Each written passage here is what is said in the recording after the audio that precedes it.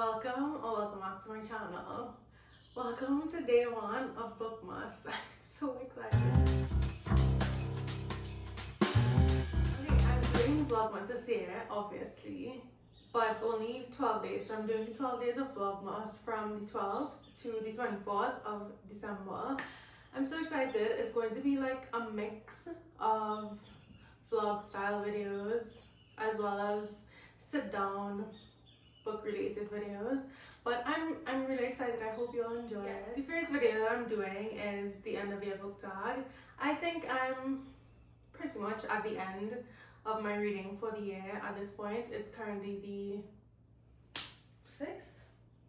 It's currently the 5th of December, so I know that I have some vlogmas plans, and just generally my December is going to be extremely busy. I have 2 weddings, one of which I'm a part of, and a bridal shower, Christmas at my parents, at my husband's parents, and travel at the end of the month. So I have a lot on my plate this month on top of vlogmas and filming and editing.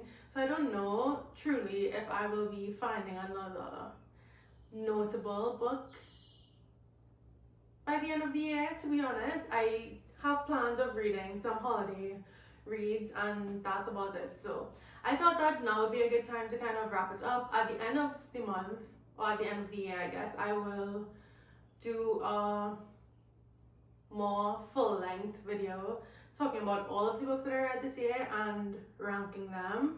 But as for now, this is kind of where we're at, and I just don't see myself finding any other spectacular noteworthy books by the end of the year. So the video that I am getting questions from is Sarah Crowley's end of year book tag from last year. The first question is a book you wish you could erase from your memory and read again.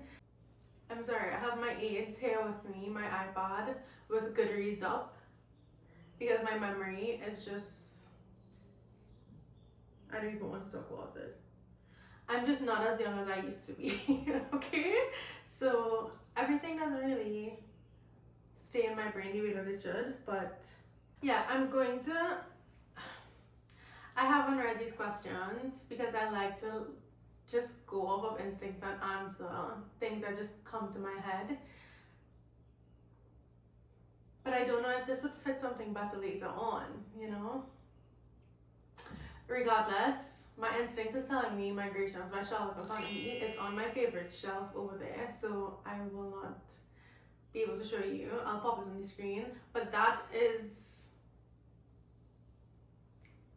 a fantastic book. I loved every second of it. I cried so much at the end. I felt so much. I thought that it was literally some of the best writing I have ever read. I don't think I've ever annotated a book that much, and I just feel like the experience of reading it was so special to me. So yeah, I think if I had to erase any book from this year and reread it, it would be Migration. Your favorite character? Okay, you know who I loved?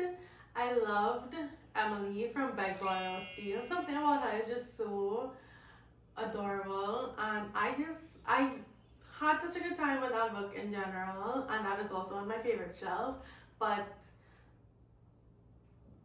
yeah, I can't even like give a proper description of her as to why I loved her so much, but I absolutely did, and I think about that book all of the time and think about how she is my dream girl. Like, that is who I want to be, you know? So definitely Emily. Okay, this is an interesting one. Most surprising book, good or bad? Or does it say good and bad? Yeah, good and bad. Immediately, I'm thinking Sea of Tranquility by Emily St. John Mandel. That one is surprising me still, and I think I read it back in May, possibly. Actually, maybe earlier than that. I think I read it in March or April, and I still think about that book every single day. I'm still chasing the high of finishing that book, and at the time I was like, okay, yeah, it was good. I really enjoyed it, and it was slow to start, but at the end I was super connected, and I thought that it wrapped up perfectly. But I gave it 4 stars, I think, or 4.5. It's obviously a 5-star. I have not been able to stop thinking about it and comparing literally everything else to it since I read it. So I think that one was probably the most surprising in a good way. The most surprising in a bad way was Don't Crucify Me. As you can tell, I literally have a shrine over here and a shrine over there that you can't see of Frederick Bachman and his books and his work. I literally love the man. I think he is such a fantastic author and his stories mean so much to me. In saying that, my friends disappointed me. I rated it 4.5 stars. I still really loved it. I think 4.25. Yeah, 4.25. I rated it 4.25. I still really enjoyed it. I cried my eyes out and I felt a lot of emotions and I really related to the character. Not related, but I really enjoyed the characters. I enjoyed the story.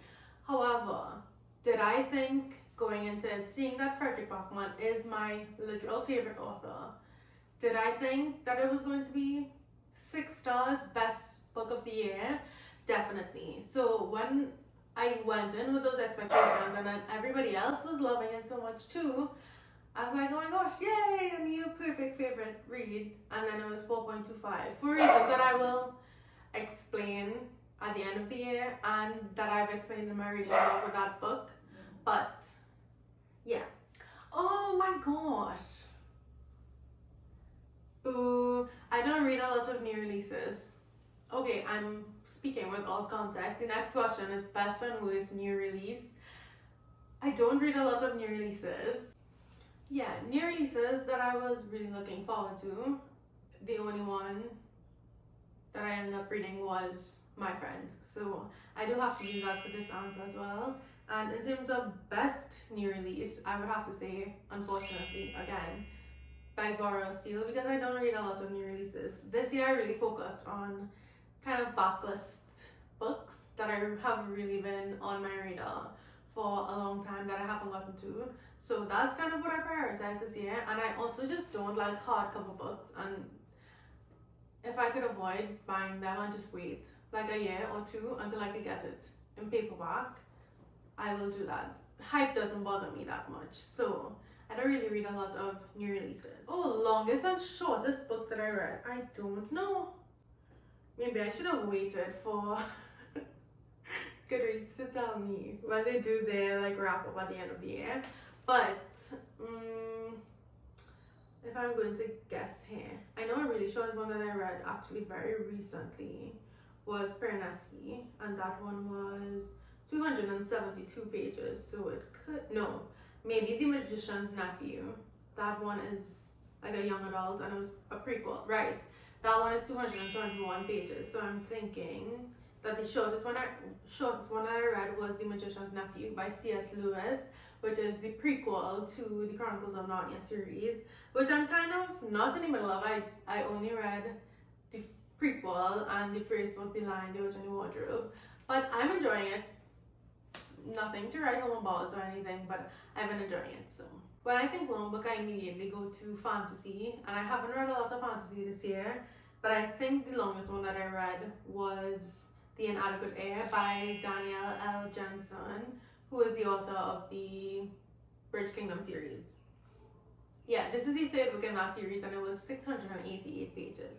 So I do think that that is the longest book that I read this year. Most emotional book.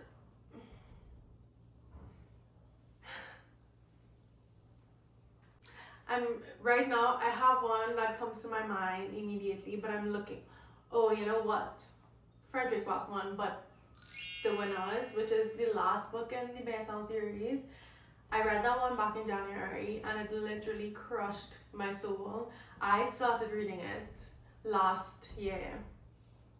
At some point when it had released, I got my hands on it and I started reading it. Every time I picked it up, I couldn't stop crying. So I stopped for a while, and then at the end of last year, I started reading it and finished it in January. That was an absolute ridiculous emotional train wreck. I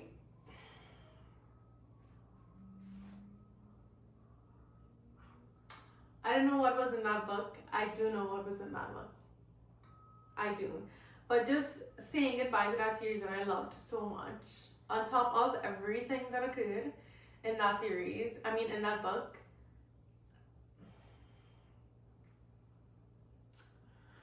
definitely the most emotional book. I have not cried that hard since then. The winners really took it out of me. I could not even catch my breath. Happiest book, okay. I guess Bora still has to come back to the front of the class because I can't think of a book that made me happier than that one this year. I think it's difficult answering these tag questions because a lot of them are questions about the way that things made you feel, well, the way that books made you feel, and things that are like favorite character and that made you happy can overlap so easily, especially if it's in like superlative. So if Bora still is my favorite rom-com that I read this year. I mean, it just so happens that I had my favorite character. I could give a different favorite character, but we're already past that. Bora Steel made me the absolute happiest. Honorable mention is The X-Dog, who wrote that? By Rachel and Solomon. I really like that one as well. So there it is. The best series, the only series that I read this year, I read 3 books. Yeah, I actually read 3 books in that series this year, which is the Rich Kingdom series. So I have to go with that one. The first one was a 5-star, the second 2 were 4.5.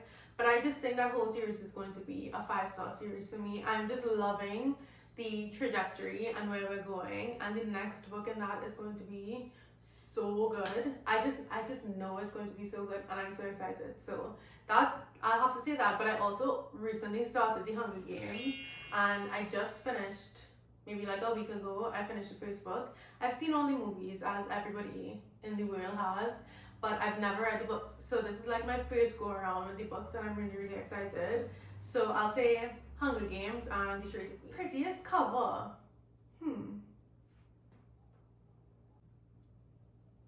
You know what? I have 2, and I can actually show them to you. I think Paradise has a fantastic cover. I actually read this recently, and I had strong feelings about it. Some strong good, some strong not so good, which is fine. It is what it is. But we'll talk about that maybe later in the year. But I just think that this cover is so fantastic. And when you actually read the book, it so perfectly sums it up. I think it's perfect. And then also, the next one that I think has a really nice cover is Vulnerable.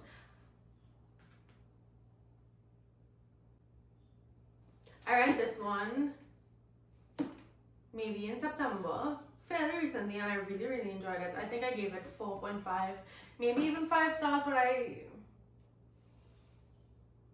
it doesn't matter. I don't know how I feel about this. I haven't really thought about it much, but I do want to continue the series and eventually get to Wild Reverence, which is the newest book, the prequel. So yeah, I think between Paradise and Divine Rebels, obviously I love a dark cover. I love like blue tones and dark, and even yellow and gold writing. Maybe I have a style. Anyway, one of my new favorite quotes is absolutely Migration. It's something that I recently started doing.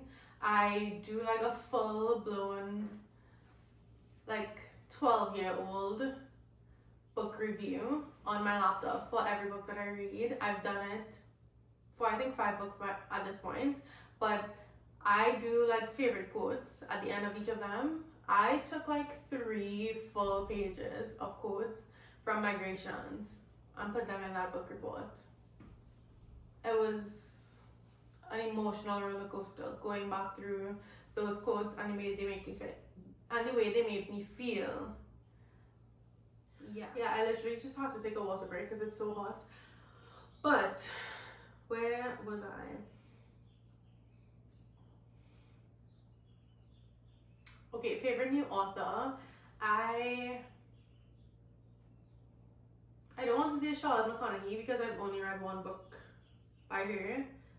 I haven't read Wild Yorkshire yet, and the one with the wolves does not speak to me, but I can't say that. Not with one book, but her writing was just so fantastic. While I was reading it, I really could not stop thinking about how this is some of the best writing I have ever read. So she's up there, and she has definitely made me more interested in her as a writer. And then I'd have to say Danielle L. Jensen. I've read the most of her books this year, I think. I read 3 of her books, being the Bridge Kingdom series. So yeah, books I've finally read. A lot. As I said whoa. Anyway, as I said, that was really my priority this year. I really wanted to get a lot of books that have been on my radar for a really long time off of my TBR, get them read. And so I could name a few, to be honest, but the obvious ones are The Hunger Games and The Chronicles of Narnia. I feel like those should have been read in my literal youth, my childhood. I don't know why it took me so long. And the other question is similar to this. I think it's a book that I'm really glad I got off my TBR, which is basically the same question, but I guess we'll roll with it. This one, I think, is Normal People. I kind of went back and forth for years about whether I was even interested in the story. I had tried watching the TV show when it came out, and I was so genuinely infuriated by the characters and their inability to make intelligent decisions. That is just something that really upsets me in stories. But if I'm going into it with the right intention and with the right expectations, I can enjoy it. I don't have a problem with complex characters or complex relationships. If I feel like, okay, I'm not going to spoil the book, so just take my word for it. I just think going in with the right expectation helped me to really enjoy the story, which I did. Okay, the last 2 questions are unpopular book that you loved and vice versa, and favorite audiobook. So unpopular book that I really loved was one that I don't think I've actually ever heard anybody talk about, which is Anna Takes Manhattan by Lisette Dacos. It was just a truly chaotic ride. I have no idea what that was, but it was so funny. It was so entertaining. I had a really good time reading it. Once I got over like the first 100 pages that was completely unedited and showed a complete lack of care for the author and the book, I got over it and I ended up enjoying the story. I love the romance. Our main character is an absolute crackhead, but she persevered and hopefully she settled down at the end. And then popular book that I didn't love is upsetting to say because I just praised the cover. I didn't love Piranesi. I liked it. I loved it, the first 125 pages. And I liked the writing style and the way that the story was being told up until the halfway mark. I just think that I needed something more interesting. I just thought that the ending and the way that the story unraveled made it seem like, okay, it is not the story's fault. Let me retract. The way that people spoke about it made it seem like it was going to be this wow moment, so crazy, so interesting, so life-changing. I literally heard the words life-changing being used to describe the story. So imagine my surprise when it was not life-changing and the story was pretty obvious, aside from like some nuances. That really disappointed me. I cannot tell a lie. But I didn't hate the book, I just didn't love it. The last one is favorite audiobook, which I have 2 for, and both of them are memoirs because honestly, I don't know if I've ever read a memoir before this year. Actually. And I think I read 3 this year. All celebrity memoirs, but memoirs nonetheless. Yeah. Anyway, the top place shared goes to Three Wild Dogs by Marcus Zuzak.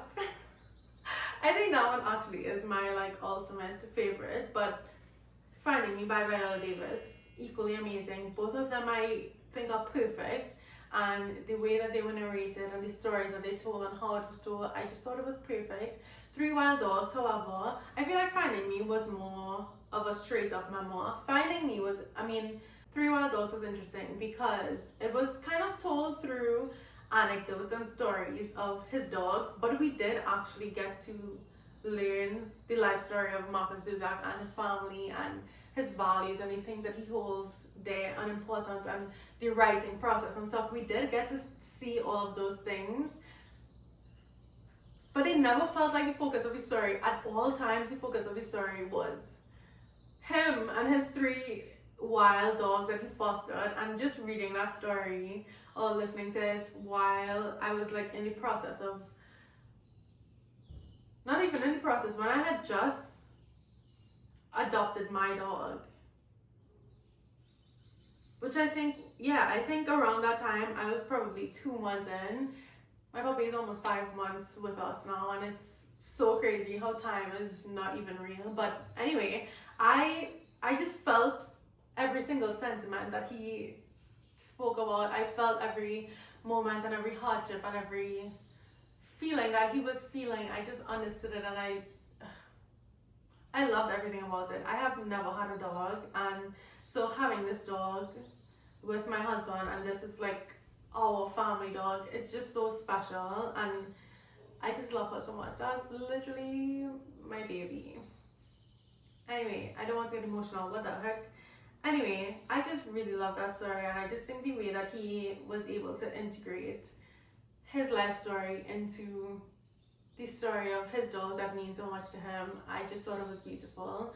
And Viola Davis, I stopped at the end of both of those books. I just feel listening to people's story is so interesting to me, and I definitely want to listen to more memoirs. I don't think I care enough to, or have the discipline enough to read them physically, but I have really enjoyed listening to memoirs. Honorable mention to I'm Glad My Mom Died by Jeanette McCurdy. I didn't love that one as much as the other two, and I had some qualms with it, but all in all, I enjoyed all of them, and they're all like figures in my life that I've known about for a really long time through media. Marcus Zuzak, if you don't know, is the author of The Book Thief, and Viola Davis is just an incredible actress. She's been in a lot of things, most notably How to Get Away with Murder, which I literally lived off of in my first year of my undergrad degree for law. So I just feel so connected to her. It's like, I just love my girl. And then Jeanette McCurdy is my childhood. I just love her. She's Sam from iCarly. So just, I think learning more about the life stories of these public figures is always really interesting to me. So yeah, that is the last question that I'm doing. I kind of skipped some, but yeah, that's the end of Bookmas Day 1. I'm so excited to do this 12 days of Bookmas with you all, and to kind of document this kind of crazy December that I'm about to have, and to wrap up the year, and yeah, just to have a good time and share some holiday cheer. So I mean, by now it's December 12th, so I hope you're having happy holidays and enjoying your December. I will see you tomorrow for our next video. Bye.